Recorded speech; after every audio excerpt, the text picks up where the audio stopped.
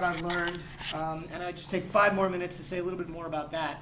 I've talked about what Bengali people are like, and I would love to hear your reactions and questions about that.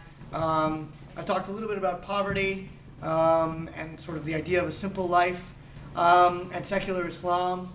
I've talked a little bit of the cultural differences, so I've hit upon a lot of these ideas.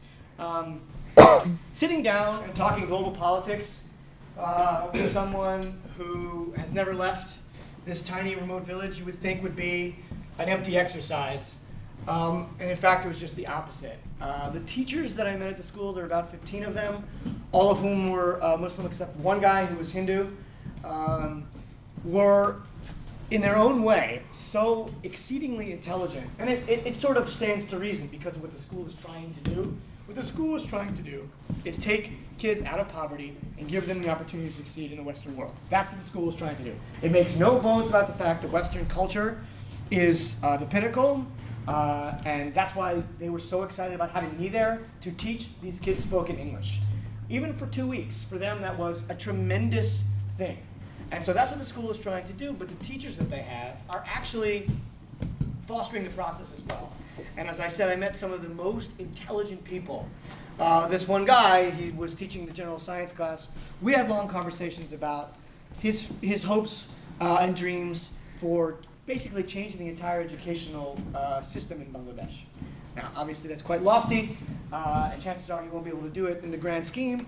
But just to even have ideas like that, and a guy, again, who has lived in remote areas, maybe he was in Dhaka for a year, working on his master's and later to do his PhD. This was, just mind-boggling that they would have ideas like this, at least for me, in the beginning. And to sit down and, as I said, have conversations about global politics with them as well. The breadth of knowledge that they have. This is for a community that does not have the internet in their hands like we do. There's TV, but there's not global news. There are newspapers, but they're largely local. To have an understanding of, say, the Iraq War and have a really in-depth conversation about all things involved in the Iraq War with these people was something I never would have imagined. And then deeper life philosophy. It turned out that although we were on this, so I'll go back to here. Well, here again is Wadar and Iqbal, and he's holding Iqbal's hand in the way that I mentioned. Here's two of the students, Himel and Tanvir, and here's Iqbal on his cell phone. He was on his cell phone 50% of the time. The other 50% of the time, he was seeing to my needs. And initially, it seemed a little bit strange between the two of us. It was a little tough for us to get along. His accent was so thick that I felt maybe we would never be able to communicate with each other. But slowly but surely, the kind of veneer that he had of being a tough guy and a guy who was just completely and totally committed to his students and seeing the logistics of my trip were seen to, all that began to fall away. And it turned out that this guy, a 35-year-old guy with 2 children, I'm a 38-year-old guy with 2 children, a teacher at a school, I'm a teacher at a school, he's Muslim, I'm Jewish, he's never left his part of the world, and I, to that point, had never left mine.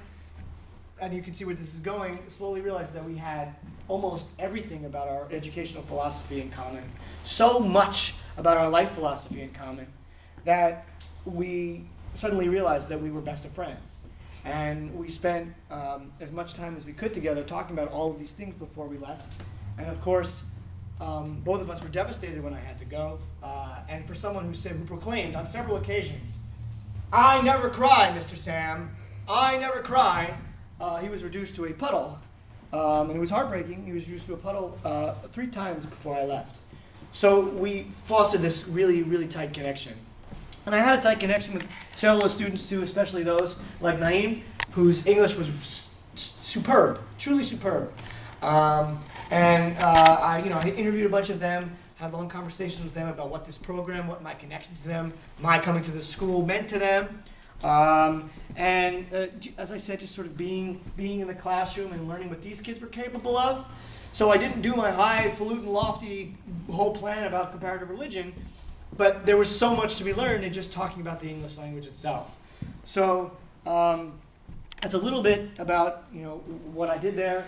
And of course, there were times when the day got to me and I had to let off a little bit of steam. Here's Nasrullah Islam, of course, I mentioned to you his whole plan for reforming Bengali education. He's also a poet who published his own book of Bengali poetry. There are 3 copies. There's one, and he's reading to me. Here are 2 people that I've mentioned but haven't showed you pictures of.